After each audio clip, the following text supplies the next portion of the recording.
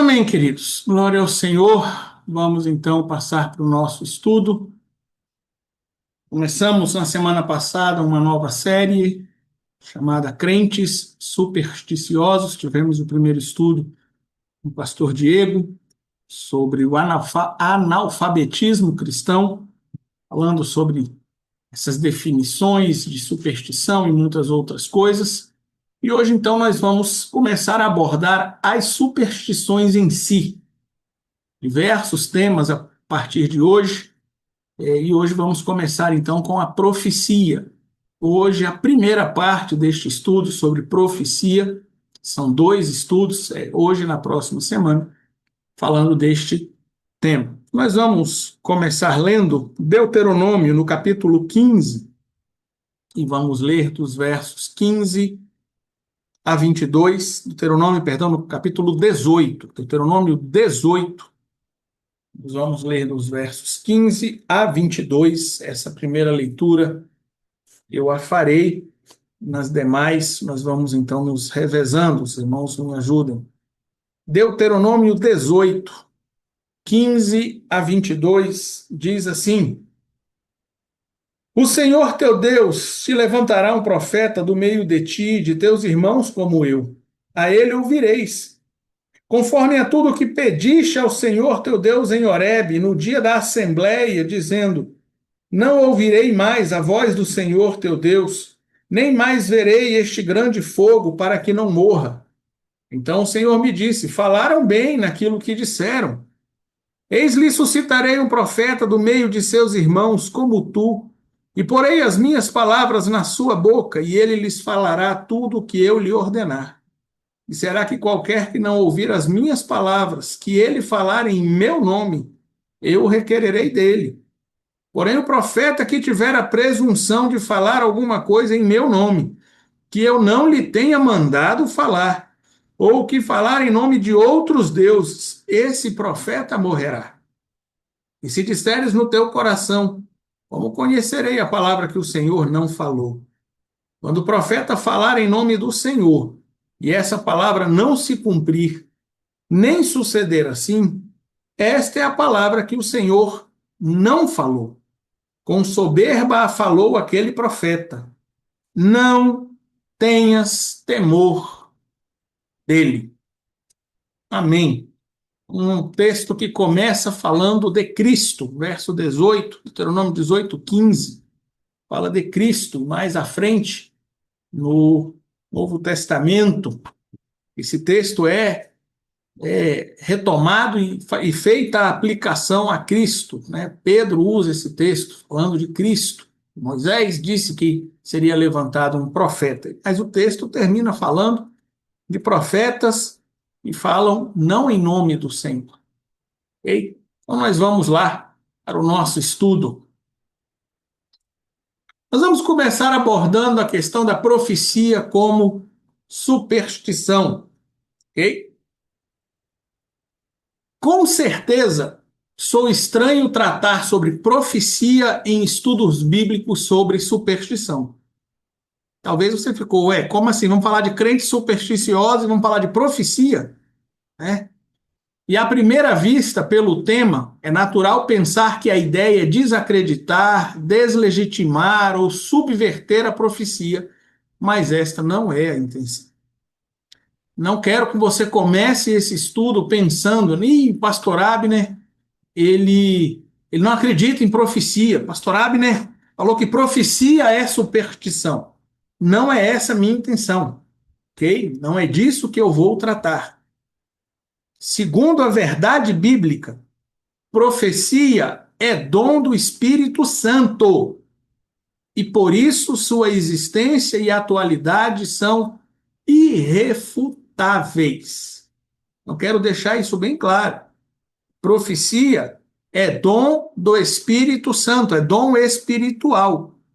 E eu creio nos dons espirituais, eu creio na profecia, então a existência da profecia para mim é irrefutável. A atualidade da profecia, há profecias hoje, para mim também é irrefutável, porque ela é dom do Espírito Santo. Vamos lá em 1 Coríntios 12, 10. e a outra a operação de maravilhas, e a outra a profecia, e a outra o dom de discernir os espíritos, e a outra a variedade de línguas, e a outra a interpretação das línguas. Então, veja, né, a operação de maravilhas, a outra profecia. Profecia é dom do Espírito. E eu não estou colocando isso em xeque. Não é disso que eu vou tratar, ok? Inclusive, a declaração de fé das Assembleias de Deus, né, que atesta a nossa crença nessa verdade bíblica, nessa verdade de que a profecia é atual e é existente, assim se refere à profecia e a explica, o que está lá escrito na declaração de fé das Assembleias de Deus. O Senhor proveu outros recursos por meio dos quais se comunica com os seres humanos, dentre eles o dom de profecia, como manifestação momentânea do Espírito Santo na vida de qualquer crente batizado no Espírito Santo. Seu objetivo é a edificação, exortação e consolação, conforme está escrito em 1 Coríntios 14, 3. Por meio desse dom, o Senhor continua comunicando-se com seus servos e servas de forma individual. Então, nós já tratamos aqui na série passada, nós falamos sobre a atualidade dos dons espirituais, nós tratamos muito sobre isso. Naquela série, eu reafirmei a existência, a atualidade dos dons espirituais, inclusive profecia, e reafirmo, né, essa existência, essa atualidade, e aqui está a explicação, vamos dizer, assembleiana da profecia, ok? E só para constar, né, eu não creio na doutrina porque sou assembleiano, eu sou assembleiano porque creio na doutrina, ok? Então veja que é uma forma de Deus falar aos homens, de forma individual. A profecia bíblica, né, a palavra, a revelação bíblica, é uma forma de Deus falar com seus servos e servas de forma geral. A profecia é uma forma individual, específica, né? Deus fala com uma pessoa, um pequeno grupo de pessoas especificamente, ok? Então, para que fique claro também, a superstição não se refere à existência do dom espiritual de profecia. Ela se refere ao uso indevido ou desautorizado dela. É isso que eu quero que você entenda. Não estou aqui para dizer que profecia é superstição. Eu estou aqui para dizer que o uso que os cristãos têm feito ultimamente, os evangélicos têm feito ultimamente da profecia, criou uma superstição sobre ela. Esse é o ponto do estudo. Profecia existe? Sim. Mas tudo que se fala assim, diz o Senhor, é profecia? Não. E tem mais alguns detalhezinhos aí. Ok? É disso que eu vou tratar. Desde sempre, o homem busca obter respostas divinas, mesmo quando ele não quer falar. Esse é um problema. Aqui começa o problema. O homem quer resposta de Deus, mas muitas vezes Deus não quer falar, né? E de preferência, seguindo no slide, respostas que atendam aos seus desejos humanos. Então eu não quero só que Deus me responda, eu quero que Deus responda conforme o que eu quero. Né? O pastor Diego, no estudo passado, colocou, né, aquele áudio, né, Senhor, se é da tua vontade, faz a minha vontade. Né? É isso que a gente quer. Senhor, fala comigo, mas fala o que eu quero ouvir. Né? Nós cantamos o hino 151, ouvir tua voz eu quero. Né? E neste mês, que o Senhor fale o que o Senhor quer. Então, desde sempre o homem quer que o Senhor fale, mesmo quando o Senhor não quer falar. E para isso, usa de métodos duvidosos, né? Os sortilégios, como o pastor Diego tratou na semana passada, que são atos de magia, sedução ou encantamento, no qual se escolhe a finalidade. Então, o homem quer ouvir Deus falar, mas Deus não quer falar. Então, né, o homem tenta alguma coisa, vamos tentar algum truque, algum macete para Deus falar comigo. É o caso, por exemplo, de Samuel. Vamos lá, 1 Samuel 25, 1 Samuel 28, perdão, de 5 a 8. É um texto muito conhecido, né? 1 Samuel 28, 5 a 8. Como Saul usou de sortilégios. Quem achar, por favor, leia. Caso de Saul, né, pastor? Saul, desculpa, falei Samuel, Samuel. mas Saul. Falou lendo. 28, 5 a 8. E vendo Saul o arraial dos filisteus, temeu, e estremeceu muito o seu coração. E perguntou Saul ao Senhor, porém o Senhor não lhe respondeu, nem por sonhos, nem por urim, nem por profetas. Então disse Saul aos seus criados, buscai-me uma mulher que tenha o espírito de feitiçaria, para que vá a ela e consulte por ela. E os seus criados lhe disseram, eis que em Endor há uma mulher que tem o espírito de adivinhar. E Saul se disfarçou e vestiu outras roupas. E foi ele com 2 homens, e de noite chegaram à mulher, e disse, peço-te que me adivinhes pelo espírito de feitiçaria, e me faça subir a quem eu te disser. Então veja, Saul consultou o Senhor. Senhor, me dá uma resposta. E o Senhor não lhe respondeu, nem por sonhos, nem por urim, nem por profetas. Não, mas né, Saul não entendeu. Deus não quer falar comigo. Saul não entendeu isso. Saul falou: não, Deus vai ter que falar comigo. Então eu vou usar um subterfúgio, um truque, um macete, alguma coisa para que Deus fale comigo. Então eu vou até consultar os mortos, porque pode ser que, né? E os mortos, na verdade, eram os demônios, né? Você sabe disso. Então, este é um problema. Deste modo, né, usando essa situação, quando Deus não quer falar, o ser humano então vai tentar um macete.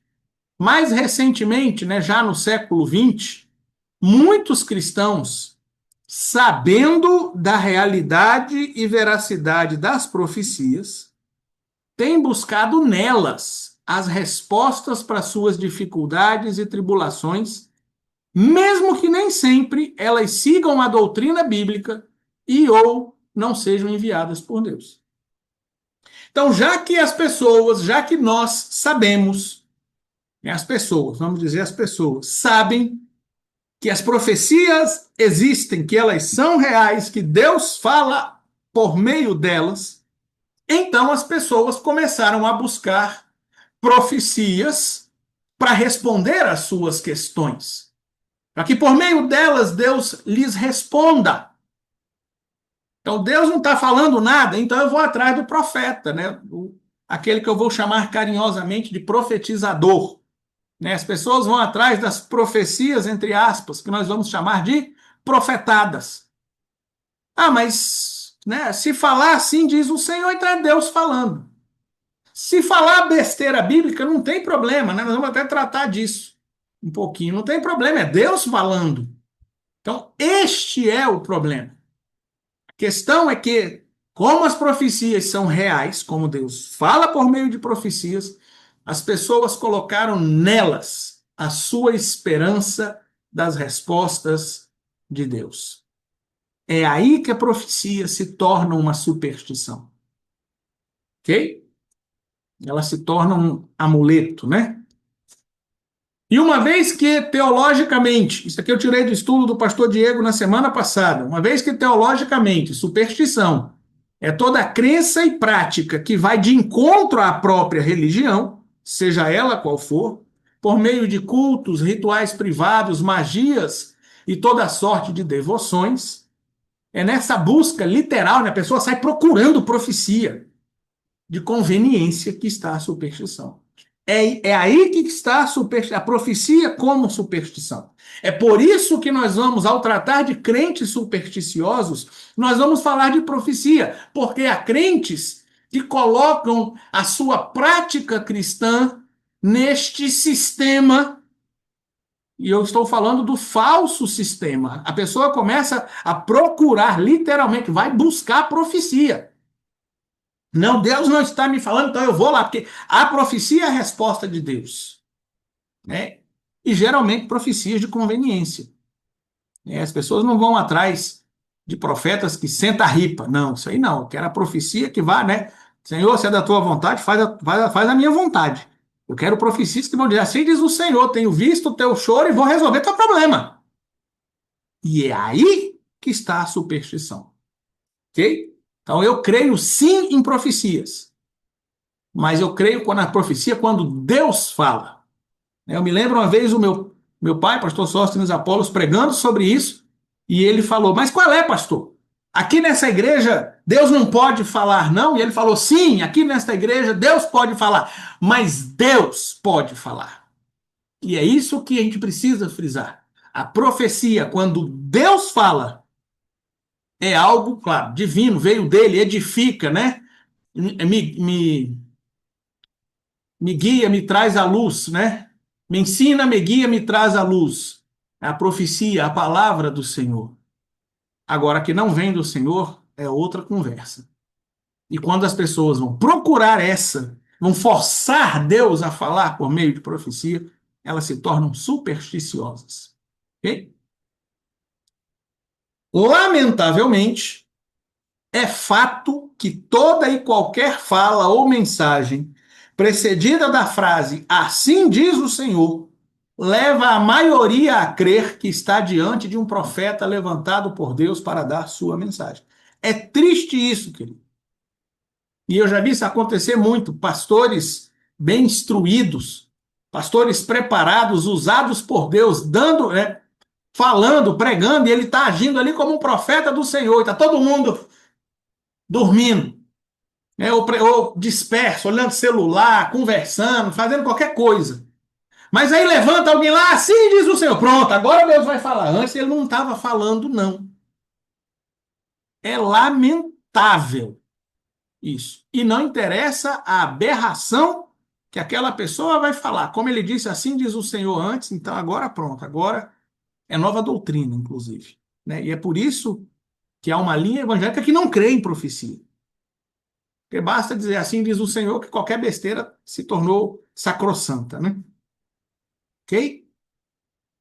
Então, muitos começaram a seguir, procurar e até pagar profetizadores para terem de Deus, entre aspas, a almejada resposta.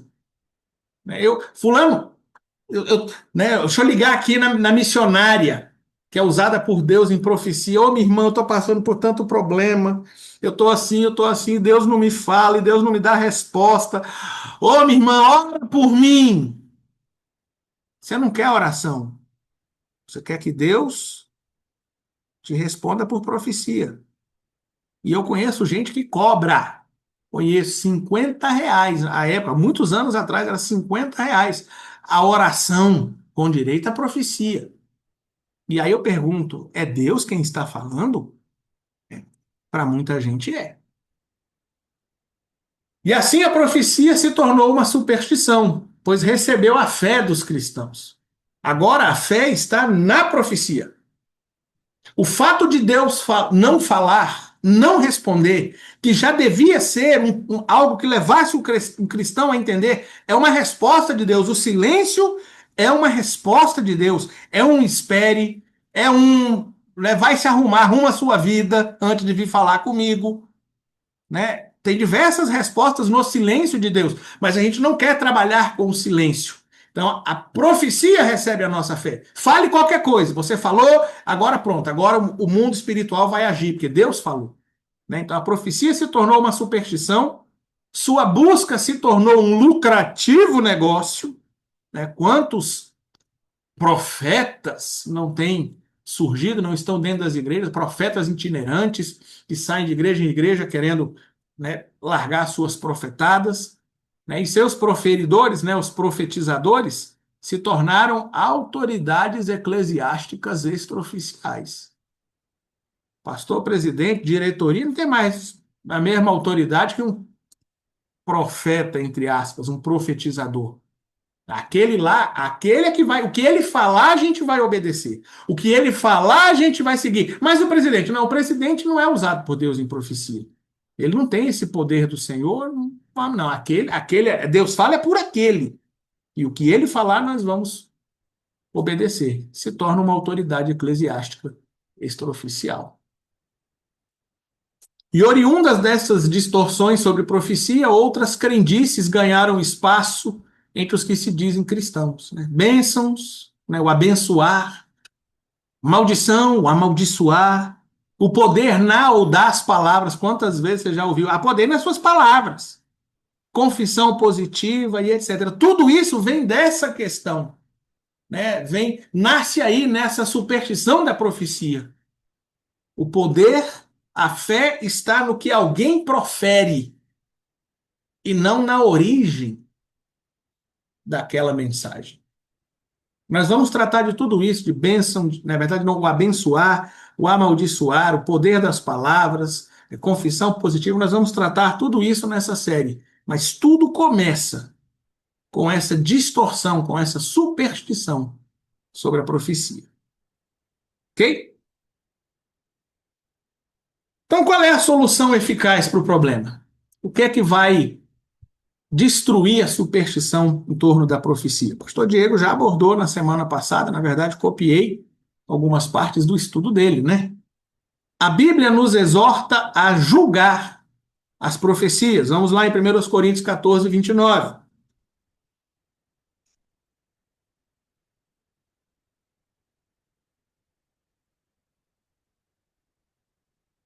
Diz assim: e falem 2 ou 3 profetas, e os outros julguem. Então, os outros julguem. Então, a Bíblia nos exorta a julgar as profecias. E com isso, ela mostra que devemos analisar se mensagens ditas em nome do Senhor realmente vêm dele. Se a Bíblia está mandando eu julgar uma profecia, ela está dizendo, ó, veja se o que está sendo dito em nome do Senhor foi do Senhor mesmo que proferiu. O que também ensina, né, por implicação, que há pessoas transmitindo profecias de outras fontes, menos o Senhor, né? Carinhosamente chamadas de profetadas. Uma profecia que não tem a fonte, cuja fonte não é o Senhor, nós vamos chamar de profetada. É como o povo chama hoje. Querido, esse versinho de uma frase tem profundas lições. Nós devemos analisar se tudo o que está sendo dito em nome do Senhor realmente tem como fonte o Senhor. E se a Bíblia nos manda fazer isso, ela está dizendo, então tem coisa que sendo dita em nome do Senhor que não foi o Senhor quem falou. E a gente precisa aprender a julgar, a discernir. Mas para julgar profecias, se você vai julgar o que está sendo dito em nome do Senhor, é preciso de antemão aprender o que a Bíblia ensina sobre elas. E é aí que reside o problema. Marcos 12, 24 vai dizer: errais, não conhecendo as Escrituras e o poder de Deus. É um erro não conhecer a Bíblia. Quem falou isso foi o próprio Cristo. Oséias 4, 6. O meu povo foi destruído porque lhe faltou conhecimento. E no verso 14 ele diz, porque o povo que não tem conhecimento será transtornado. E é exatamente isso que acontece hoje sobre esse tema e sobre muitos outros.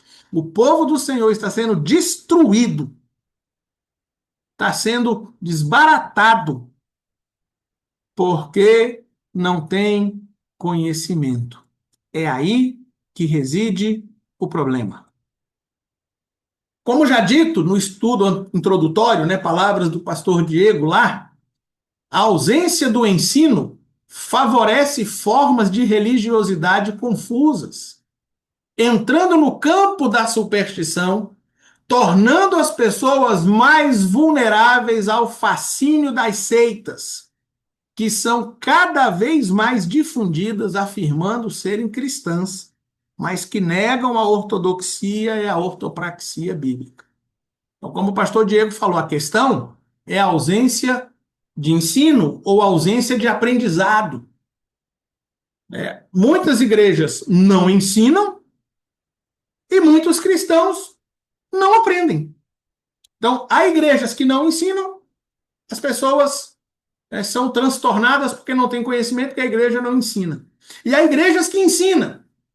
E as pessoas são transtornadas porque elas não aprendem. Então vão sendo levadas para uma religiosidade que chega na superstição. Então, esse é o problema.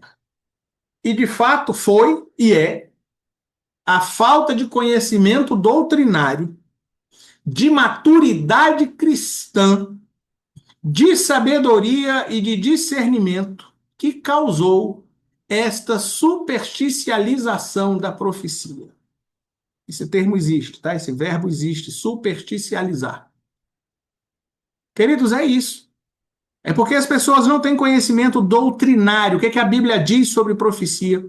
É porque as pessoas muitas vezes são imaturas. Basta dizer assim, diz o Senhor, que pronto, é Deus falando, né? Ah, mas ele é um pastor, tem carteirinha de pastor, está na frente de uma igreja. Então pronto, então tudo que ele falar é de Deus, né? Não, não lê a Bíblia, né? Falta de sabedoria. Nós vamos ver mais para frente, são profecias completamente descabidas. Não, mas é Deus falando. É isso que causa essa superficialização da profecia. Então, a solução é analisar e aprender o que a Bíblia ensina sobre profecia e corrigir o uso atual. E essa é a nossa intenção, é a minha intenção, já nesse primeiro estudo. Nós vamos começar a analisar o que a Bíblia diz sobre profecia e já vamos começar a consertar algumas noções, algumas práticas atuais sobre a profecia ou da profecia, ok?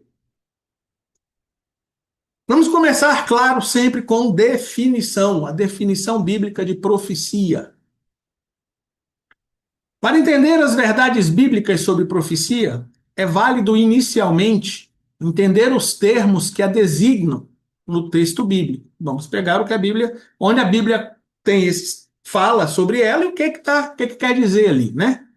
No hebraico, né, no Velho Testamento, profeta é designado por três termos. E nós lemos no texto hoje: o Senhor, meu Deus, despertará um profeta do meio de ti, de teus irmãos como eu. Profeta é designado por três termos no Antigo Testamento. Primeiro, Nabi, que quer dizer que foi chamado ou nomeado. Então é a primeira coisa. Um profeta, quando a Bíblia usa o termo Nabi, é como se fosse um porta-voz. Alguém que foi chamado ou foi nomeado. É meu representante, ok? Segundo, Ra ou Hazá, aquele que vê, alguém que vê, de onde surge a expressão vidente, de 1 Samuel 9:9. Vamos lá, 1 Samuel 9:9. Antigamente em Israel, indo alguém consultar a Deus, dizia assim: Vinde e vamos ao vidente, porque o profeta de hoje antigamente se chamava vidente. Ao profeta de hoje, antigamente se chamava vidente. Aquele que falava em nome do Senhor, aquele que foi nomeado, antigamente se chamava vidente. Ele via o futuro, o oculto, né? Aquilo, a resposta. Por isso que o texto aí diz: ao profeta de hoje se chamava vidente. Nessa época aqui, queridos, e aqui é importante o contexto histórico. Israel estava perdido, certo? Israel, aqui já estamos no final do período dos juízes, aquele período ao qual a Bíblia se refere como naquele tempo não havia rei em Israel, cada um fazia o que bem pareceu aos olhos.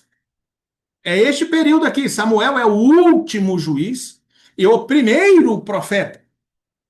Na verdade, lá em Juízes aparecem alguns profetas, certo?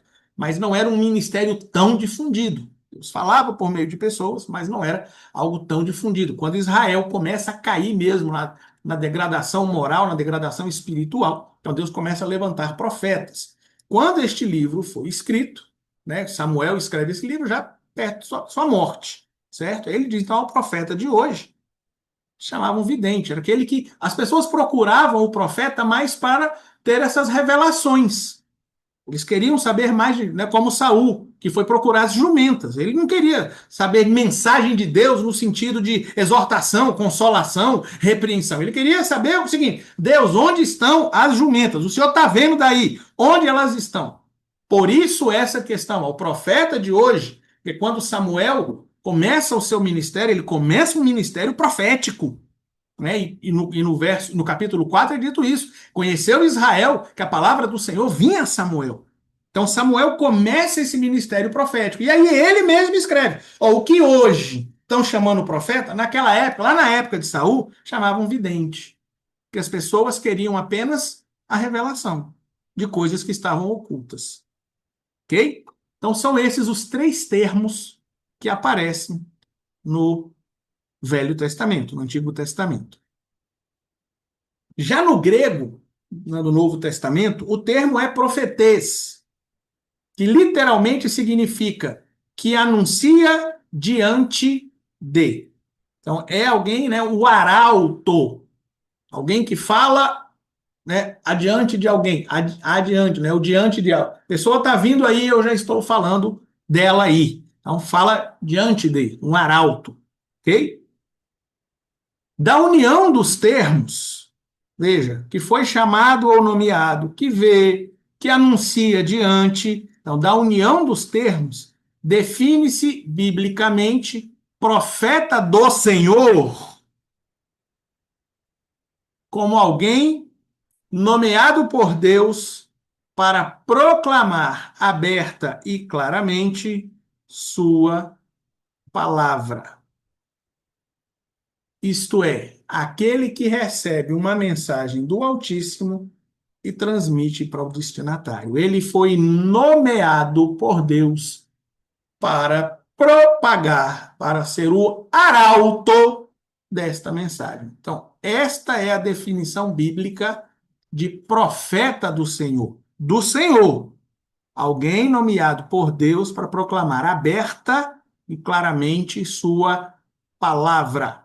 Veja que não é alguém nomeado por Deus para prever o futuro, ok? Para declarar, proclamar aberta e claramente sua palavra. E a esta mensagem, e somente a ela, seja de advertência, consolo, sentença, ensino, chama-se profecia divina, seja presente, seja futura. É a essa mensagem dada por Deus, né? Ou esta mensagem cuja fonte é o Senhor, a esta mensagem somente chama-se profecia divina. Pode ser uma mensagem de advertência. Estamos com um tempo mais ou menos. Vamos lá, Jeremias 42, 9 a 16. E disse-lhes: Assim diz o Senhor, Deus de Israel, a quem me enviastes, para apresentar a vossa súplica diante dele. Se de boa mente ficar nesta terra, então vos edificarei, e não vos derrubarei, e vos plantarei, e não vos arrancarei, porque estou arrependido do mal que vos tenho feito. Não temais o rei de Babilônia, a quem vós temeis. Não o temais, diz o Senhor, porque eu sou convosco para vos salvar e para vos livrar da sua mão. E vos concederei misericórdia, para que ele tenha misericórdia de vós, e vos faça voltar à vossa terra. Mas, se vós disserdes, não ficaremos nesta terra, não obedecendo à voz do Senhor vosso Deus, dizendo, não, antes iremos à terra do Egito, onde não veremos guerra, nem ouviremos som de trombeta, nem teremos fome de pão, e ali ficaremos. Nesse caso, ouvi a palavra do Senhor, ó remanescente de Judá. Assim diz o Senhor dos exércitos, Deus de Israel. Se vós absolutamente propuserdes a entrar no Egito e entrardes para lá habitar, acontecerá que a espada que vós temeis vos alcançará ali na terra do Egito, e a fome que vós receais vos seguirá de perto no Egito, e ali morrereis. Então, veja, Deus está fazendo uma advertência. Se vocês ficarem aqui, eu vou cuidar de vocês, eu vou reverter a situação, pode ficar tranquilo. Mas se vocês forem para o Egito, vocês vão sofrer. A guerra vai chegar lá, vai chegar em vocês. Então Deus faz uma advertência. Consolo, Isaías 40, não vamos ler do 1 ao 7, mas o verso primeiro diz assim, ó, consolai. Consolai o meu povo, diz o Senhor. E aí segue-se uma mensagem de consolo. Também é papel da profecia. sentença, 1 Reis 21, 23. Diz assim: também acerca de Jezabel falou o Senhor, dizendo: os cães comerão a Jezabel junto ao antemuro de Jezreel. Deus deu uma sentença. Assim diz o Senhor, com Jezabel vai acontecer assim. É uma profecia? É uma profecia. Ensino, Deus usa, né, dá uma mensagem para ensinar. Não vamos ler na 1 a 7 não, que é muito grande, mas é uma forma de falar. Então, tudo isso são profecias, e são tipos de profecias. Seja o presente, sejam futuras, ok? É a mensagem que nasce no Senhor. A mensagem oriunda no Senhor Deus. Essa é a profecia divina. E somente essa é a profecia divina. Ok? E aí, quais são as origens da profecia? Toda profecia, né, vem do Senhor? Não, né? Biblicamente, há três fontes de profecia. Já sabe, né? Primeiro, a carne.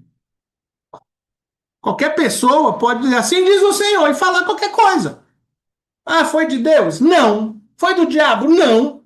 Foi dele. É possível? Demais. O diabo. O diabo também tem seus profetas, tem seus ministros, pessoas que falam, que recebem sua mensagem vinda do inimigo. Existe? Existe. Então, é uma fonte de profecia, sim. E Deus? Claro, estamos tratando de profecia divina. As duas primeiras, né, a carne e o diabo, são enquadradas como falsa profecia. Nós vamos tratar mais à frente. Hoje, nós vamos nos ater na profecia divina.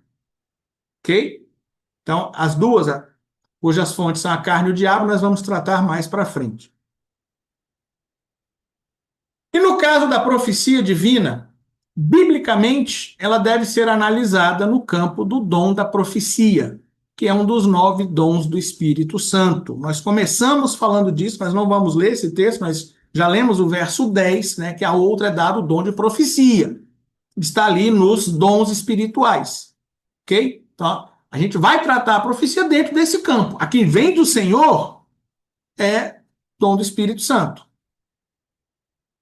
Uma observação: apesar disso, nem todo aquele que profetiza tem o dom de profecia como ministério, ok? Foi chamado por Deus para profetizar sempre. Não, né? Você tem gente que falou em nome do Senhor, falou uma vez e nunca mais, né? A Bíblia fala até, né, de Caifás, né? Que naquele ano ele era o sumo sacerdote, e ele falou que era necessário que um morresse pela nação. E aí João fala, e ele profetizou. Profetizou, ele recebeu aquela mensagem de Deus, ele nem sabia o que ele estava falando. Quer dizer que ele foi chamado por Deus para ser profeta? Não. Então, a profecia divina nasce em Deus, ok? E uma pessoa recebe naquele momento essa mensagem, como nós lemos lá atrás, né, como explica a declaração de fé das Assembleias de Deus, e ela profere essa mensagem. É um dom naquele momento. É um presente, é uma atuação que Deus, né, agora concedeu. Quer dizer que vai conceder de novo? Não necessariamente. Quer dizer que aquela pessoa agora, a partir de então, agora ela pode falar que ela é profeta do Senhor? Não necessariamente. Ok? Como é parte dos dons do Espírito Santo, a profecia é dada por ele, segundo o seu querer, para o que for útil. Então, se é o Espírito Santo, né, é um presente dele, então é ele quem dá, segundo o que ele quer, para o que ele quer, né? Vamos lá, vamos ler esses três versos, 1 Coríntios 12, 7, 10 e 11.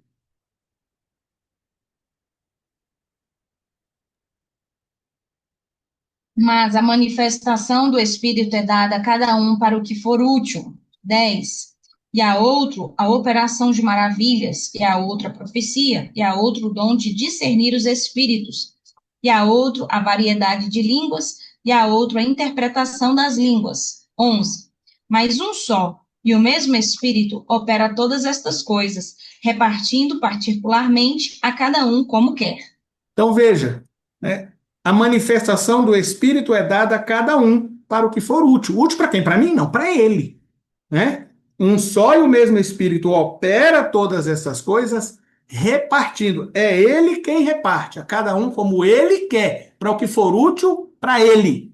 Ok? Então isso é importante. A profecia não está aí para me atender. Lembra que eu falei que as pessoas vão querer resposta por meio de profecia? Não é esse o objetivo da profecia. A profecia não foi constituída por Deus para atender os meus interesses. E só isso já nos alerta. Né? Você começar a procurar profecia para resolver as suas questões, você está usando a profecia como superstição. Porque você está colocando ali para atender os seus interesses. É o seu talismã. Certo? Seu amuleto. Então, autoridade e formação profética, né, mensagem, inspiração, capacitação, estão naquele que nomeou o profeta. E na sua fidelidade, a fidelidade de Deus, do Espírito Santo de Deus, para com o que for dito. Esse é o ponto. O verdadeiro profeta, ele tem autoridade vinda do alto, porque é o próprio Deus quem valida, quem garante a profecia que foi dada. Certo? Assim, o profeta do Senhor, nesta função de profeta, não é toda hora, não, fala exclusivamente sob ordem divina e aquilo que ele, Deus, quer. E por isso o profeta pode deixar claro que é o Senhor que está falando. Não quer dizer que toda vez vai ser. Vamos lá em Ezequiel, capítulo 6, versos 1 e 2. E veio a minha palavra do Senhor, dizendo: Filho do homem, dirige o teu rosto para os montes de Israel e profetiza contra eles. Então veja, naquele momento, Ezequiel estava exercendo sua função, seu ministério profético. Naquele momento, Deus falou a ele: vira o teu rosto lá e profetiza. Não foi Ezequiel que falou: acho que hoje eu vou profetizar contra os montes. Espera aí que eu vou profetizar agora. Agora eu resolvi profetizar. Não é assim, certo? Profeta verdadeiro, ele só fala sob ordem divina. E aquilo que Deus quer. Deus falou: você vai profetizar contra os montes. Mas que coisa mais sem lógica de profetizar contra monte, né? Não faz sentido. Mas eu mandei. Não precisa fazer sentido para você, precisa fazer sentido para mim. O Espírito Santo dá para que for útil, para o que ele quer. Por isso que o profeta pode deixar claro, não é sempre, né? Mas pode deixar claro. Aí entra, assim diz o Senhor, certo? Pode deixar claro isso. Ok? Todos esses três textos vão constar isso. Assim diz o Senhor falou. Estamos em Ezequiel, vamos em Jeremias, por exemplo, Jeremias 14, 1. Está mais perto aí, Jeremias 14, 1.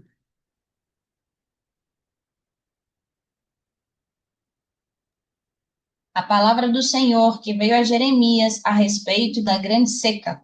A palavra do Senhor. Jeremias escreveu no livro. Essa é a palavra do Senhor que veio a Jeremias. Não fui eu que inventei, não. Não foi do meu coração, não foi porque eu quis, não. A palavra do Senhor. Ok? Daí, a gente pode concluir algumas coisas. Só de tratar aqui dessas questões da origem da profecia, já tem algumas coisas que a gente pode concluir e que tem a ver com a superstição. Primeiro, a verdadeira profecia não surge conforme a vontade do profeta. Eu já falei, alguns aqui dos que estão presentes já estavam comigo nesse dia. Eu convidei um pastor amigo para ir pregar numa igreja que eu pastoreava, e era um homem que sempre tinha pregado bem, né? Nunca tinha feito nada que o desabonasse. Mas naquele dia ele chegou lá para pregar e parece que a igreja não reagiu do jeito que ele queria. E aí ele pregando e tal, e nada, ninguém nada. E ele falou: Então, peraí que eu vou profetizar agora. Então, assim, surgiu. Não, agora eu quero profetizar. Agora eu não quero mais pregar, não. Agora eu vou profetizar. A verdadeira profecia não surge conforme a vontade do profeta, né? Ou seja, a verdadeira profecia não vem ao profeta a seu bel prazer, na hora que eu quero. Agora eu quero falar disso, né? Vamos lá em Jeremias 27, 14 e 15. E não deis ouvidos às palavras dos profetas que vos falam, dizendo: Não servireis ao rei de Babilônia, porque vos profetizam mentiras. Porque não os enviei, diz o Senhor, e profetizam falsamente em meu nome, para que eu vos lance fora e pereçais, vós e os profetas que vos profetizam. Veja que Deus está falando. Eles estão falando aí o que eles estão querendo, mas não fui eu que enviei, não. Ou seja, essa profecia que esse pessoalzinho está falando aí é falsa. Por quê? Porque eu não falei. A verdadeira profecia, a profecia divina, ela surge em Deus. É Deus quem fala, é Deus quem inspira, é Deus quem dá a mensagem. E aí aquele pessoalzinho, não, agora eu vou profetizar que Babilônia não vai tomar conta. Não, não falei nada. Então a profecia não vem ao profeta quando ele quer. Agora eu quero profetizar. Ai, meu irmão, ora por mim. Deus não está falando comigo, eu estou atribulado. Agora então, agora eu vou profetizar e aí nada. Se Deus não está falando, não é você querer falar que vai, né? Como a mensagem vem de Deus, quando ele não quer falar, não é o homem que o obriga ou move a falar. A verdadeira profecia nasce em Deus. Se Deus não quer falar, não é porque eu vou dizer, agora é assim diz o Senhor, eu vou profetizar, que Deus vai dizer, ih, agora ele vai profetizar ali, agora eu tenho que falar. Não é assim que a banda toca, não. 1 Samuel 28, 5 e 6 a gente já leu, que é o texto de Saul, né, que Deus não respondeu para o profeta, por Urim, por Tumim, e não tinha nada que Saul podia fazer para mudar isso. Deus não iria responder. Então vamos em Ezequiel 21 a 3. E aconteceu no 7º ano, no 5º mês, aos 10 do mês, que vieram alguns dos anciãos de Israel para consultarem o Senhor e assentaram-se diante de mim. Então veio a minha palavra do Senhor dizendo: Filho do homem, fala aos anciãos de Israel e dize-lhes: Assim diz o Senhor Deus: Viestes consultar-me? Vivo eu, que não me deixarei ser consultado por vós, diz o Senhor Deus. Deus falou: eu não vou falar para vocês, eu não vou falar com vocês. Vivo eu que isso não vai acontecer. Quem é que ia obrigar Deus a falar? Então não era Ezequiel falar assim, não, mas agora eu vou profetizar. Agora eu vou profetizar, né? Sabe? Tem uma canção antiga que diz, né? Sobre tua vida eu vou profetizar, nenhuma maldição te alcançará. Pô, mas Deus não falou isso? Deus falou, eu não vou falar nada. Quem é que vai obrigar Deus a falar? Né? E tem o outro lado. E quando Deus quer falar, ele fala, quer as pessoas ouçam, quer deixem de ouvir. É o que está lá em Ezequiel capítulo 2, verso 5. Filho do homem, fala. E eles, quer ouçam, quer deixem de ouvir, vão saber que teve profeta. Você vai falar, ninguém pode escutar, mas eu falei. Então, quando Deus não quer falar, não é o homem dizer que vai profetizar que vai obrigar Deus a falar. E quando Deus não quer falar, e quando Deus quer falar, perdão, e quando Deus quer falar, pode não ter ninguém, ninguém pode querer escutar, mas ele fala e a mensagem está dada. E esse é o ponto. Ok? Então a verdadeira profecia não surge conforme a vontade do profeta. Então não adianta declarar, eu declaro na tua vida, Deus não falou, querido. Não adianta. Eu ordeno que o juiz, Deus ordenou. Se Deus não quer falar, não acontece nada. Eu decreto, nós decretamos. Ou até mesmo iniciar o processo, né, de profecia. Eu vou profetizar na tua vida. Se não houve ordem do Senhor, né, se não houver a ordem do Senhor, eu quero dizer, se não houve ordem do Senhor, isso tudo é inútil. Deus é soberano e poderoso. A verdadeira profecia tem sua origem em Deus. Não é na minha boca, não é no meu coração, ela vem de Deus. Se ele quer falar, ele vai falar. Quer ouçam, quer deixem de ouvir. Se ele não quer falar, você pode fazer o que você quiser, que ele não fala. Certo? É imprescindível que os cristãos entendam isso e parem de forçar Deus a falar, buscando tais profetizadores. Isto é superficializar a profecia. Né? Tô orando, tô passando pelo deserto, tá difícil, eu não sei, meu Deus, e Deus não fala, e Deus não responde, e Deus não diz, então eu vou ligar no irmão fulano, porque agora Deus vai ter que falar comigo. Quem Deus está pensando que é? Né? Deus? A gente tem que parar com isso, querido. Só existem esses profetizadores porque a gente os procura, a gente os cria. A gente não, as pessoas os criam, né? Ficam dando bola para isso. Isso é tornar a profecia um amuleto, uma superstição, um talismã, certo? Segunda conclusão: nem tudo que um profeta ou alguém que se intitula profeta diz é profecia. Sim, apesar de terem o Espírito de Deus, os profetas são homens. E como tal, também podem emitir e emitem suas opiniões e conselhos, sem que isso seja necessariamente profecia. Vamos lá em 1 Coríntios 7,12. Mas aos outros digo eu, não o Senhor. Se algum irmão tem mulher descrente e ela consente em habitar com ele, não a deixe. Veja, Paulo faz questão de dizer, ó, e nesse momento, sou eu que estou falando. Isso é o que eu entendo. É claro, você vai dizer, mas está na Bíblia, então foi inspirado pelo Espírito Santo. Sim, é verdade. Mas Paulo ali, ele não se atreveu a dizer, assim diz o Senhor, se algum um irmão tem mulher crente, né? Não, tem mulher descrente, então não deixa. Ele não fala, ele fala, ó, isso é o meu parecer. Paulo era profeta do Senhor, né? Mas ele também sabia, ó, tem hora que eu vou opinar, eu também tenho experiência de vida, eu fui formado pelo Senhor, fui na escola de Gamaliel, Deus pegou todo esse conhecimento, está aplicando na obra dele, mas eu tenho experiência, eu tenho conhecimento, eu também tenho bagagem. Então nem tudo que um profeta fala é profecia, obrigatoriamente. Nem tudo que um pastor fala é profecia. Muitas vezes o pastor vai sentar, ele tem o dom de sabedoria, ele pode ser, mas nem tudo que ele vai falar ali na hora veio do Senhor.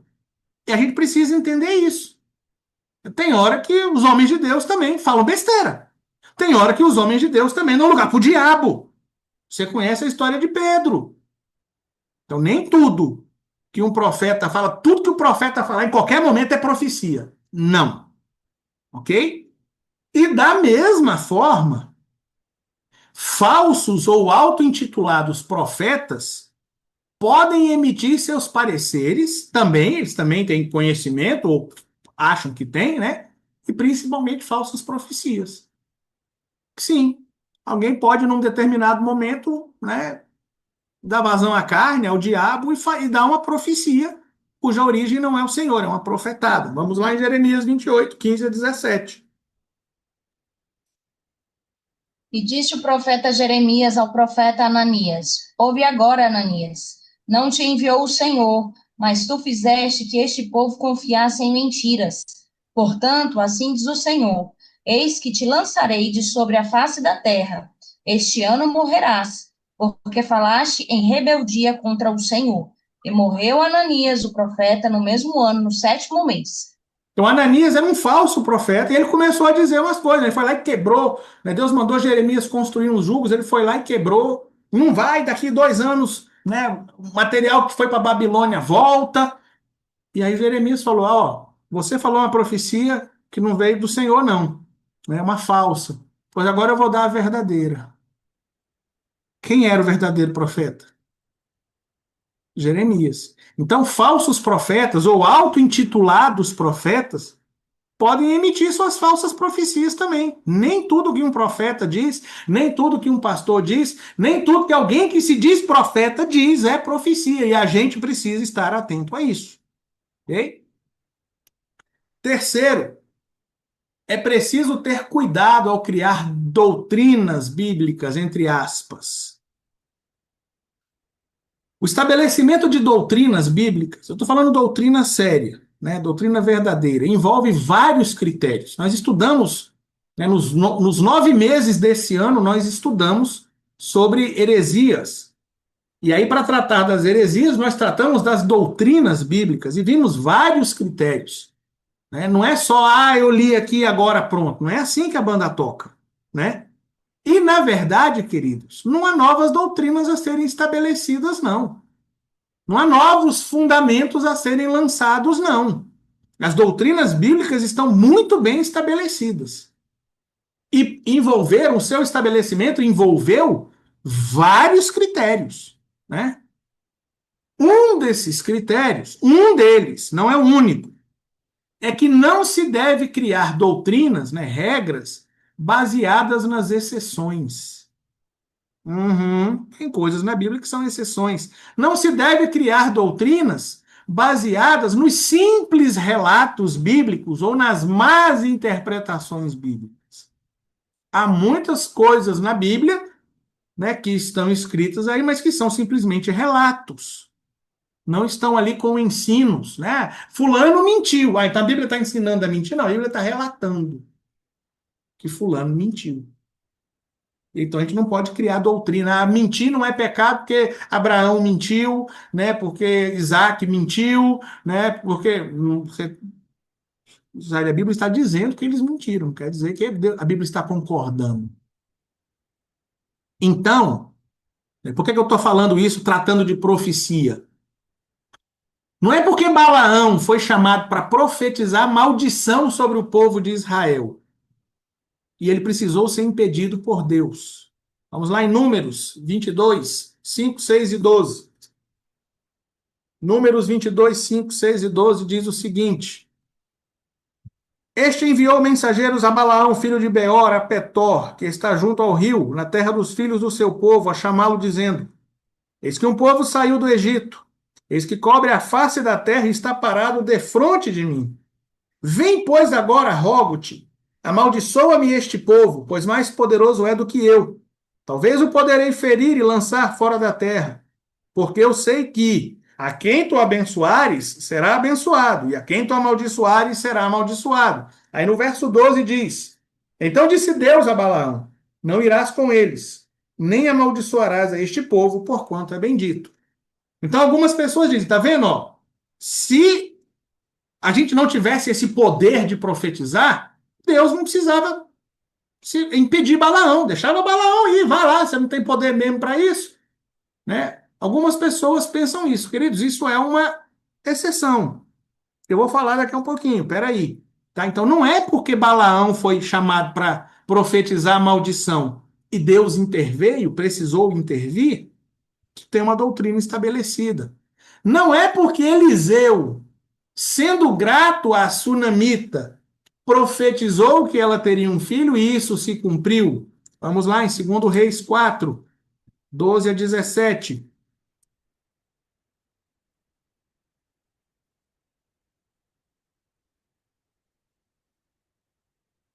Diz assim: Então disse ao seu servo Geazi: Chama esta sunamita. E chamando a ele, ela se pôs diante dele, porque tinha falado a Geazi, diz-lhe: Eis que tu nos tem tratado por todo o desvelo que se há de fazer por ti. Haverá alguma coisa de que se fale por ti ao rei ou a capitão do exército? E disse ela: Eu habito no meio do meu povo. Então disse ele: Que se há de fazer por ela? E Geazi disse: Ora, ela não tem filho e seu marido é velho. Por isso disse ele: Chama.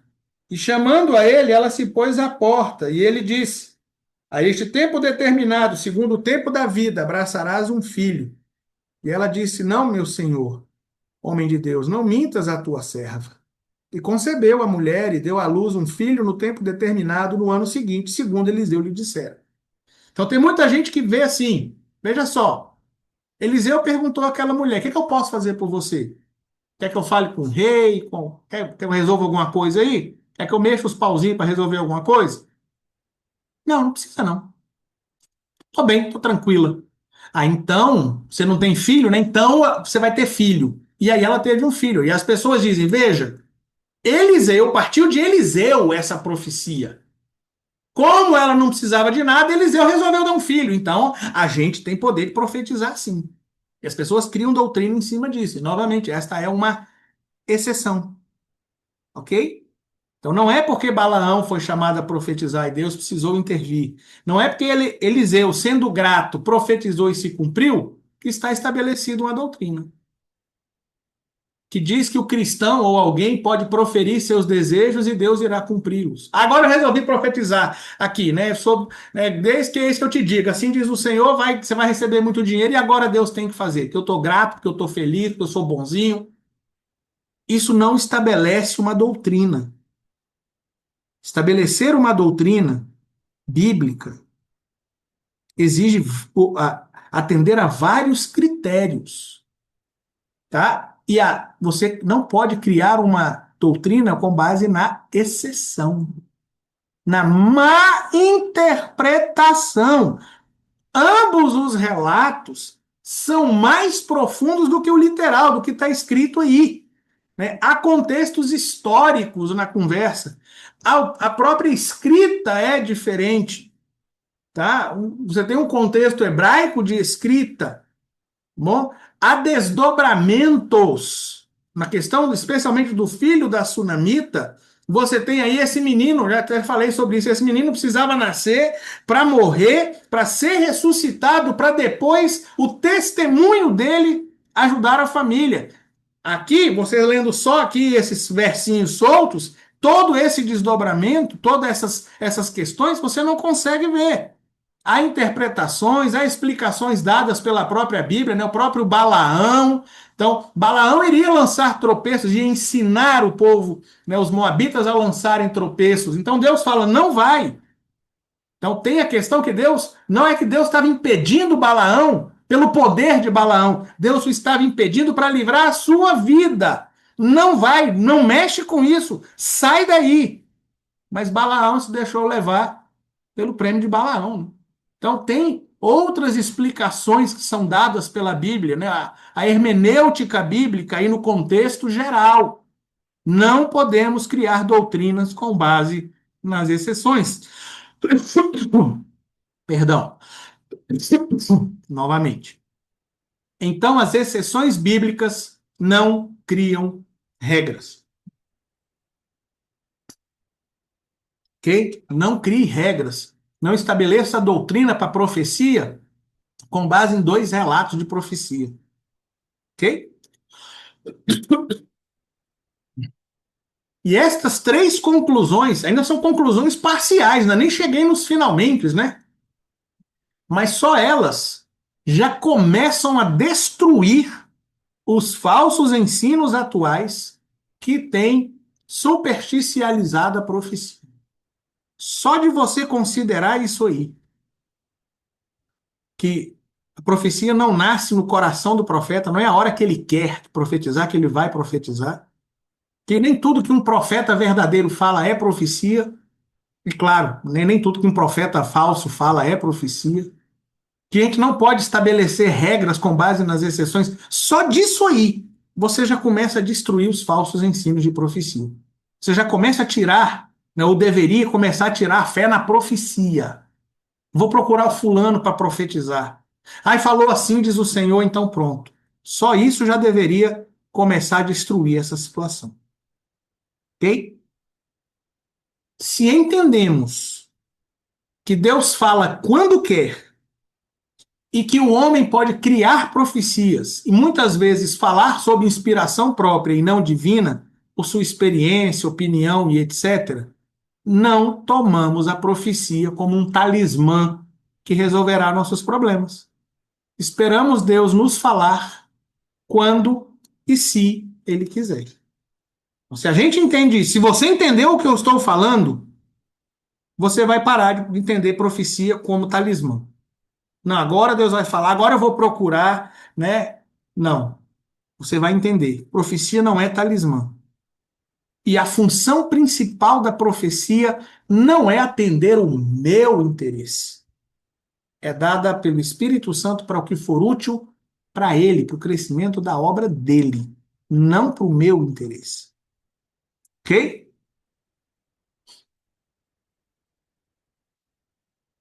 Qual é a utilidade da profecia? Então, como eu falei, já entendeu, né, que profecia tem a origem dela, que vem do Senhor, para dividir da carne e do diabo, mas nós falamos da divina. E qual é a utilidade? Para que serve isso, né? Os profetas falavam às pessoas de seu tempo, os profetas do Antigo Testamento, basicamente, mas os do Novo também, e os atuais também. Mas eu vou pegar os profetas bíblicos, os que foram usados na revelação divina aqui, porque é daqui que a gente extrai doutrinas, né? Então, os profetas falavam às pessoas de seu tempo sobre assuntos de seu tempo. E, às vezes, nem sempre, nestas mensagens divinas havia projeção futura. Nós temos aí vários profetas, você pode pegar o que você quiser, né?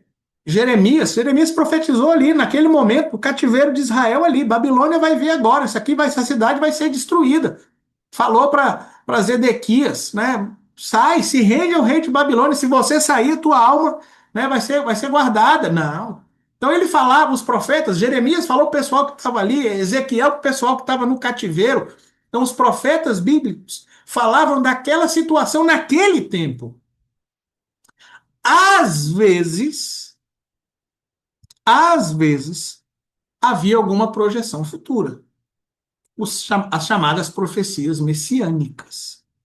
Mas se você for ler a maior parte das profecias, primeiro, não é revelação do oculto, do escondido, não. A maior parte das profecias é exortação. Uma parte delas é de revelação, a menor parte delas. Ok? Ou seja, a projeção futura, né, ou a predição, pode fazer parte da profecia e não necessariamente a descreve ou define, certo? Está errado ali a descreva, pode fazer parte, não a descreve, certo? Então, você tem isso, querido, profecia não é só, e nem como eu falei, não é basicamente a predição, é a revelação. A maior parte das profecias bíblicas, você pode ler, é de exortação. É Deus enfiando o dedo na cara das pessoas, se você me permite essa expressão, e chamando ao arrependimento. A menor parte é sobre o futuro. Ok? Então, a profecia não pode ser definida como predição do futuro. Assim, profetizar não é apenas predizer, é muito mais abrangente e profundo do que isso. Não é só Deus dizer para você assim, diz o Senhor, vou abrir uma porta. Ah, é só isso que é profecia para você? Pois essa é a menor utilidade da profecia. Na verdade, predizer o futuro, ou revelar o passado, ou mostrar o que está oculto, está associado à palavra do conhecimento, que é outro dom do Espírito Santo, que é popularmente chamada de revelação. Essas revelações que a gente fala, fulano, né, Deus revelou, né, como foi, por exemplo, com Acã. Deus revelou quem foi. Né? Então, você tem isso. Ah, é profecia? Biblicamente está mais associado à palavra do conhecimento. Então, quando as pessoas procuram esses profetizadores, para que Deus revele com quem vai casar, se vai passar no concurso, se tem que casar ou comprar uma bicicleta, ele está mais interessado na revelação, na palavra do conhecimento, do que na profecia. Mas isso também é errado. De novo, não está aí para te atender. O objetivo dos dons espirituais é a edificação do corpo, e não a minha exclusivamente. Ok? A profecia com a revelação futura não era e nem é para satisfazer curiosidade futurística, e sim para ter direção de Deus, provocar mudança na conduta dos que ouviam ou liam, ou trazer consolo. Queridos, você tem, como eu falei, um contexto histórico inicialmente, em que os hebreus, os israelitas, procuravam os videntes. Eles queriam essas coisas, né? Ah, onde é que tá, onde estão as jumentas ou coisas assim, certo? Eles procuravam o profeta, né, o vidente para isso.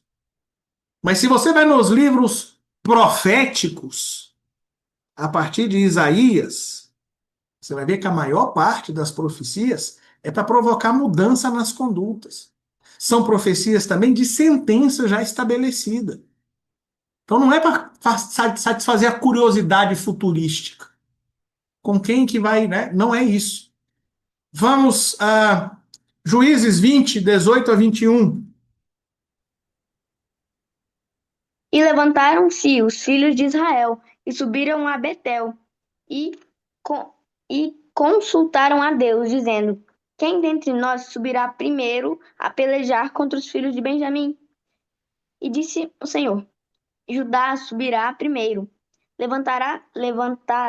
Levantarão-se, pois, os filhos de Israel pela manhã e acamparam-se contra Gibeá. E os homens de Israel saíram à peleja contra Benjamim. E os homens de Israel ordenaram a batalha contra eles, ao pé de Gibeá. Então veja, Então os filhos, desculpa, pode ler, Enzo. então, os filhos de Benjamim saíram de Gibeá e derrubaram por terra, naquele dia, 22.000 homens de Israel. Veja, queridos, os homens de Israel foram buscar do Senhor uma direção. São 11 tribos contra uma. Como é que a gente faz? Nem dava no campo de batalha todo mundo. Quem sai primeiro? Então eles foram buscar uma resposta do Senhor, não para o seu próprio. E aí, Benjamim vai ser destruído hoje. Tanto que o Senhor falou: Judá sobe primeiro, e Judá foi derrubado por terra. Então, não era para satisfazer a curiosidade futurística. Profecia não serve para isso. Servia para buscar direção de Deus. E ainda assim, como nós vimos, Saul procurou direção de Deus e Deus não respondeu. Servia para provocar mudança na conduta dos que ouviam. Vamos em Ezequiel 14:6. Vamos ganhar tempo.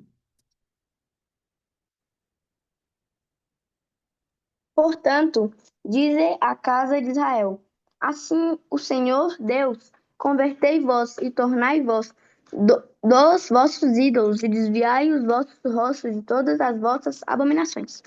Veja que Ezequiel diz aí, né? Assim diz o Senhor Deus: convertei-vos, tornai-vos dos vossos ídolos, desviai os vossos rostos de todas as vossas abominações. Era uma mensagem, era uma profecia para provocar mudança na conduta do povo. Trazer consolo, nós não vamos ler, claro, são 8, 9 capítulos aí, Ezequiel, o final do livro todo, que fala da restauração do povo de Judá. Né, como seria o novo templo, a nova divisão da terra. Né? Então, ali era para consolar o povo.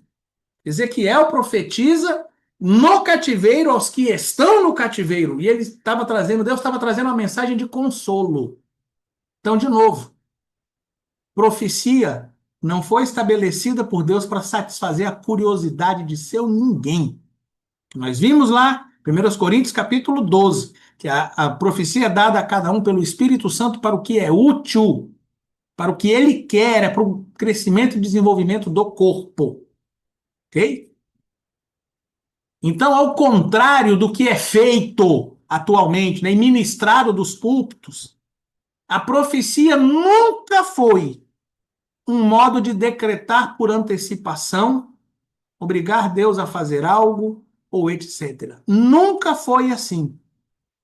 Você não vai ver profeta dizendo: eu vou falar aqui e agora Deus está obrigado a fazer. Me deu vontade de profetizar sobre a sua vida, muitas bênçãos, e agora Deus está enrolado, Deus vai ter que abençoar porque eu profetizei. Nunca foi assim. Nunca foi para isso. Ok? Deve-se lembrar, é importante a gente se lembrar de que os sinais seguirão aos que crerem. Está em Marcos 16, 17. E não os que crerem seguirão os sinais. Deixa eu ligar para o irmão para ver se Deus vai falar alguma coisa, se ele profetiza para mim. Ah, não, lá na igreja domingo, naquela outra igreja, vai ter lá um pastor que é muito usado por Deus em profecia. Deixa eu ir lá para ver se Deus fala comigo. Agora deixa eu ir pagar um café para a irmã, também para a missionária, que vai que Deus profetiza. Estes sinais seguirão os que crerem. E não os que crerem seguirão os sinais. Se Deus quiser falar com você, ele vai falar e não tem nada que você possa falar, ah, não vou ouvir, o problema é seu, mas ele vai falar. Agora, se ele não quiser, também você pode rodar o mundo, que ele não vai falar. Ok? E, de novo, não há maior profecia do que a palavra de Deus. Ok? Então, a utilidade da profecia não é, na verdade, né, satisfazer a nossa curiosidade. Ok? Uma observação importante, eu falei das profecias aqui, a essa sim uma doutrina bíblica, ok? Apesar de que os profetas veterotestamentários falavam às pessoas de seu tempo, como eu disse, né, eles falavam às pessoas de seu tempo, em muitas de suas profecias se aplica a lei da dupla interpretação ou lei da dupla referência. Talvez do jeito que eu falei, você pode ficar pensando, mas espera aí, se eles falavam às pessoas do seu tempo, por que que tem profecia que a gente usa aí, né, para algumas questões? Eu vou até dar um exemplo, né? É a chamada lei da dupla interpretação ou lei da dupla referência. Este princípio teológico de interpretação refere-se às profecias que se aplicam a dois cumprimentos distintos, uma mesma profecia com dois cumprimentos distintos. Isto é, tanto em um contexto histórico específico, como também em um futuro significado. Ou seja, o profeta fala e aquilo tem sim uma aplicação para as pessoas do seu tempo. Tem uma aplicação para as pessoas do seu tempo, ou teve uma aplicação para as pessoas daquele tempo. Mas aquela mesma profecia também já trazia no seu bojo, na sua interpretação, algo no futuro, que não era para as pessoas daquele tempo, e as pessoas daquele tempo não entenderam. E depois a Bíblia explica que era aquela profecia. Ok? Vou dar um exemplo para ficar mais claro, né? Ou seja, a ideia central é que uma profecia não se limita a um único acontecimento, mas pode ter um significado que transcende o tempo e se aplica a eventos futuros, frequentemente com um significado maior e mais profundo. Como eu disse, tem um cumprimento naquele momento, mas tem um outro cumprimento no futuro, uma outra aplicação futura. Um bom exemplo é a profecia de Isaías 7,14, a gente conhece, mas vamos lá. Isaías 7,14. Alguém, por favor, leia. Portanto, o mesmo Senhor vos dará um sinal: eis que a Virgem conceberá e dará à luz um filho, e chamará o seu nome Emanuel. E a gente usa isso quando? Quando Jesus nasceu, certo? Mas quando Isaías deu essa profecia, isso tinha um contexto ali, naquela época, ali para aquele povo. Isaías falou a pessoas do seu tempo. Por favor, alguém leia versos 2 a 4, por favor. Isaías 7, 2 a 4, por favor. E deram aviso à casa de Davi, dizendo: a Síria fez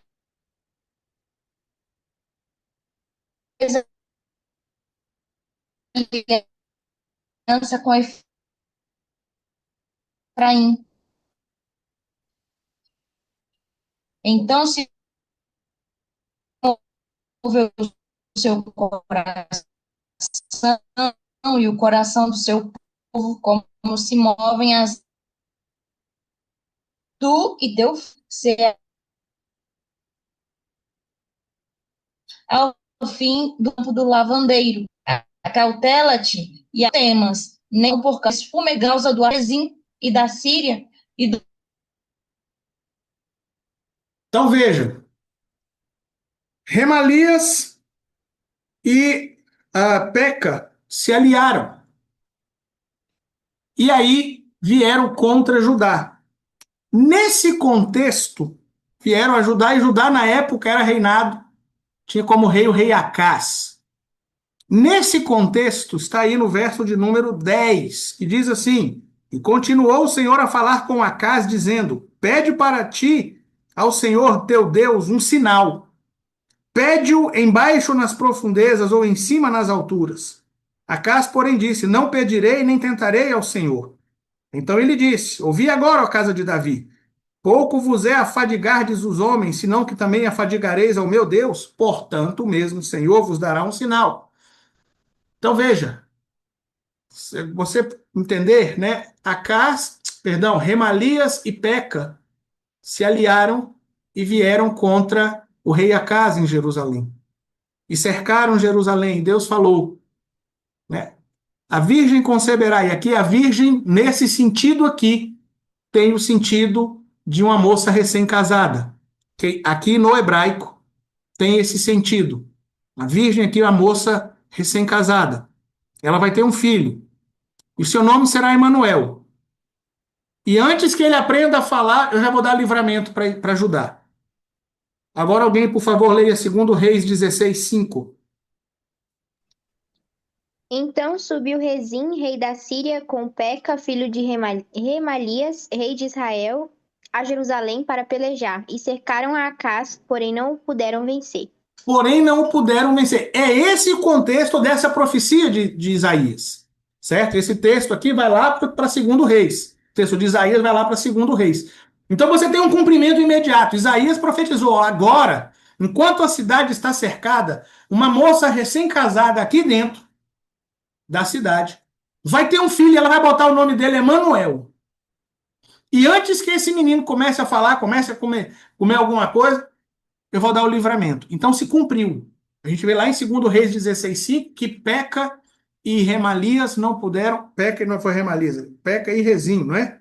Isso, Peca, filho de Remalias, e Rezim, rei da Síria. Peca e Rezim. Eles tentaram e não conseguiram contra Jerusalém. Então a profecia de Isaías se cumpriu naquele momento. Mas agora vá em Mateus capítulo 1, versos 22 e 23. E tudo isto aconteceu para que se cumprisse o que foi dito da parte do Senhor pelo profeta, dizendo: Eis que a virgem conceberá e dará à luz um filho. Chamarão seu nome Emanuel, traduzido é Deus conosco. Não sei se a minha internet está ruim ou a dos irmãos. Então veja, se aplicou lá em Isaías. E aqui o termo grego já tem outro sentido. Aqui sim é uma virgem, uma moça que não teve relações sexuais. Então a profecia de Isaías se cumpriu lá, no período de Rezim e Peca. Mas ela também se cumpre, a Bíblia mostra, no tempo, no nascimento de Jesus. Então essa é a dupla referência. A mesma profecia com duas interpretações, com dois sentidos, ok? Então isso também é importante na interpretação de profecias. Eu falei que os profetas falavam a seu tempo, mas há muitas profecias que têm essa dupla interpretação. Muitas mesmo, algumas no Novo Testamento, o escritor faz questão de dizer para que se cumprisse o que foi dito pelo profeta, né? Mas nem em todas aparece essa explicação. Mas há muitas profecias com dupla referência ou dupla interpretação. Ok? Tranquilo? E por fim, vamos falar da atuação do profeta. Então nós já vimos, queridos, a origem da profecia. Nem toda profecia. Na verdade, nós vimos a definição de profecia divina, é a mensagem que vem do Senhor. Vimos a origem da profecia. Profecia pode ser do Senhor, pode ser da carne, pode ser do diabo. Nós vamos tratar disso mais para frente. Nós vimos algumas questões relacionadas à utilidade da profecia. Para que serve a profecia? A profecia serve, quer dizer, a profecia, na verdade, não serve para atender a nossa curiosidade. E quando nós vimos da origem, da fonte da profecia, nós vimos que a verdadeira profecia não nasce no coração do profeta. Eu resolvi que eu vou profetizar. Ela vem de Deus. Tudo isso tem que nos ajudar a dessupersticionalizar a profecia. Ela não pode ser um amuleto, um talismã. Nossa fé não tem que estar na profecia. Mas vamos falar, para encerrar por hoje, a questão da atuação do profeta. Biblicamente, ao receber a mensagem de Deus, o profeta não perde o controle de sua própria personalidade. Como eu falei, a verdadeira profecia, ela nasce em Deus. Sua origem é o próprio Deus. Então Deus inspira um profeta a falar.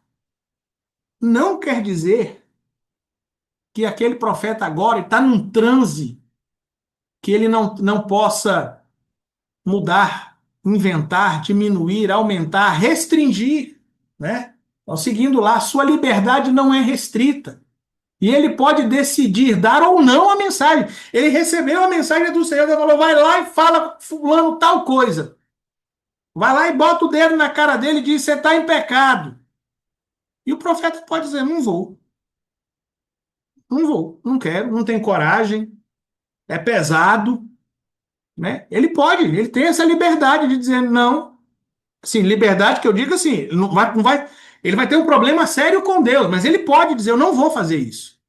Né? Ele pode decidir dar ou não a mensagem, ele pode decidir aumentá-la. Né? Deus falou que se você não se arrepender, ele vai tocar né, na sua vida. E aí o profeta vem e fala, Deus vai tocar na sua vida, na sua casa, vai matar sua mulher. Deus não falou isso, ele aumentou. Ele pode diminuir. Deus falou que vai tocar na sua saúde. Deus falou que você vai passar por um probleminha. Não foi isso que Deus falou. Então, o profeta, ele pode sim, ele não está num transe. Ele ainda tem as suas faculdades mentais preservadas. E ele pode não dar a mensagem, ele pode aumentar a mensagem, ele pode diminuir a mensagem. Ele vai sofrer as consequências. Mas ele pode. Jonas 1, a gente conhece a história, nós não vamos ler. Né? Deus falou para Jonas, vai a Nínive e prega contra ela. Ele falou, não vou, eu vou para Tarsis. Deus deu um arroxozinho nele, no fim das contas, que ele se arrependeu. Jonas estava no ventre do peixe, ele faz a oração de arrependimento. Ele podia ter dito, não me arrependo. Não me arrependo, não vou. Tanto é que quando o peixe vomita Jonas na terra, Deus fala de novo para ele, vai a Nínive. Ele podia dizer de novo, não vou, Senhor. O Senhor não entendeu? Eu não vou. Ele tinha essa liberdade. Ele ia sofrer as consequências. Mas vamos em Ezequiel 3, 18 a 21. Quando eu disser ao Quando eu ímpio, disser ao ímpio, certamente morrerás, e tu não o avisares, nem falares para avisar o ímpio acerca do seu mau caminho, para salvar a sua vida, aquele ímpio morrerá, mas crerei. Mas ao ímpio, e ele não se ter da sua impiedade, ele morrerá a sua iniquidade, se justo se desviar da sua justiça e cometer a iniquidade, porque tu não o avisaste, no seu pecado morrerá, e suas estiveres avisando tu, o justo, para que não peque, e ele não pecar, certamente viverá, porque foi avisado, e tu livraste a tua alma. Quando Deus está dizendo isso, eu vou ler, vai lá e fala para o ímpio. Não vou não, vou falar não. Deus está dizendo, o próprio Deus está dizendo para Ezequiel, você vai poder escolher se vai lá ou não. Vai haver consequências, mas você tem essa liberdade, certo? Ezequiel 33, por favor. Ezequiel 33, 7 a 9.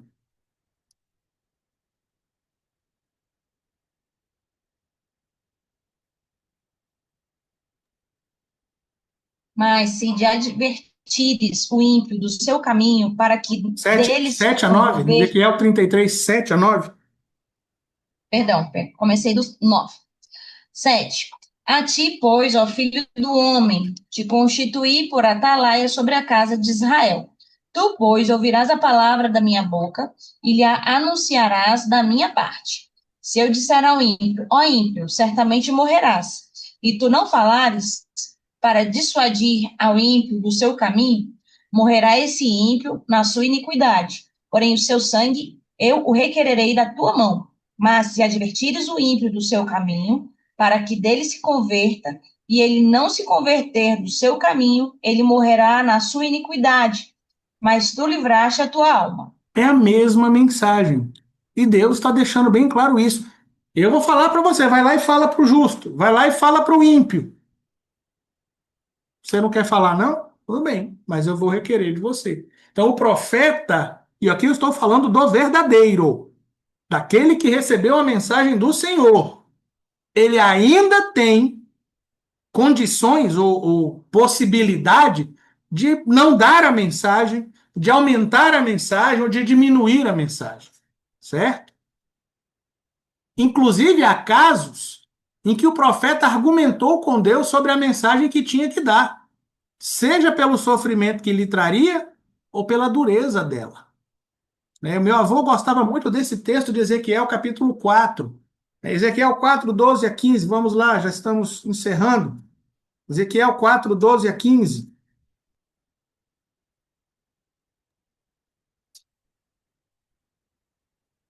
E o que comeres será como bolos de cevada, e cozelosás sobre o esterco que sai do homem diante dos olhos deles. E disse o Senhor: assim comerão os filhos de Israel o seu pão imundo entre os gentios, para onde os lançarei. Então disse eu: ah, Senhor Deus, eis que a minha alma não foi contaminada, pois desde a minha mocidade até agora nunca comi daquilo que morrer de si mesmo, ou que é despedaçado por feras, nem carne abominável entrou na minha boca. E disse-me: vê, deite esterco de vacas em lugar de esterco de homem, e sobre ele prepararás o teu pão. Como eu disse, meu avô, o pastor Francolino, gostava muito desse texto, porque ele dizia isso. Veja que o profeta, ele argumenta com Deus. Deus falou, você vai fazer assim, assim, assim. Essa é a profecia. Ah, não, senhor. Isso aí não, não. Ó, eu nunca comi nada imundo. Só vai mandar cozinhar pão sobre esterco humano? Não. Então, é a liberdade do profeta. E por que que eu estou dizendo isso? O Fzinho aqui apareceu errado, né? A Bíblia é clara sobre o controle que o profeta tem sobre a mensagem. Ou seja, ele pode receber, inventar, diminuir ou aumentar. Ali é o espírito dos profetas está sujeito aos profetas.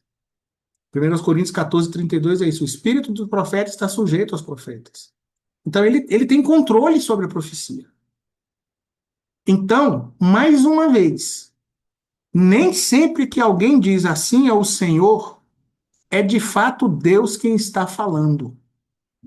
E por isso, não devemos buscar profecias, especialmente predições, e nem devemos tomar as mensagens cegamente. É preciso conferi-las. Há alguns anos atrás, Alex Dias Ribeiro, ele é, ele foi piloto de teste de Fórmula 1, foi ele quem iniciou o grupo chamado Atletas de Cristo. E ele, depois que ele se aposentou, ele criou o Grupo Atletas de Cristo e escrevia livros, escrevia textos. Textos cômicos, mas com verdades muito profundas, né? Era um jeito, vamos dizer, sarcástico, né? De ensinar. E ele escreveu um texto, falava sobre isso, né? Uma pessoinha que foi procurar a missionária, que ele tinha um problema. E aí o marido da missionária primeiro fica, né, entretendo ali a pessoa, conversando e querendo saber que tipo de profecia ele está querendo. E aí ele fala, é que eu estou querendo comprar um carro e Deus não me dirige para comprar um carro e eu não sei se eu compro o carro. E aí o homem fala, tá bom, acho que a missionária está vindo, deixa eu ver o que que ela está demorando tanto. Aí ele entra em casa e fala para a missionária, né, ó, a questão ali é carro. E a mulher sai e fala uma profetada, né? Ele escreve essa profetada até numa forma cômica, mas sobre carro, né? Era o que o homem queria ouvir. A moral da história era essa. A pessoa vem e o profetizador vai dar a profecia. Você quer ouvir, especialmente se você estiver pagando, né? Então ele vai proferir a profecia que você quer ouvir.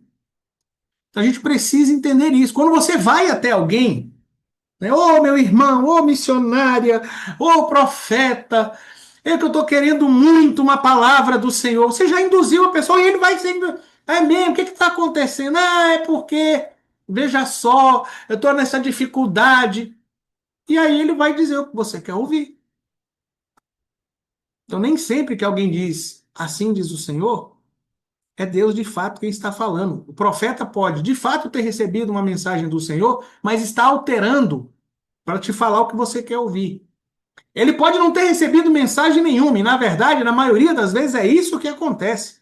Ele não recebeu mensagem nenhuma, mas ele inventa uma para te beneficiar, entre aspas, e ele se beneficiar.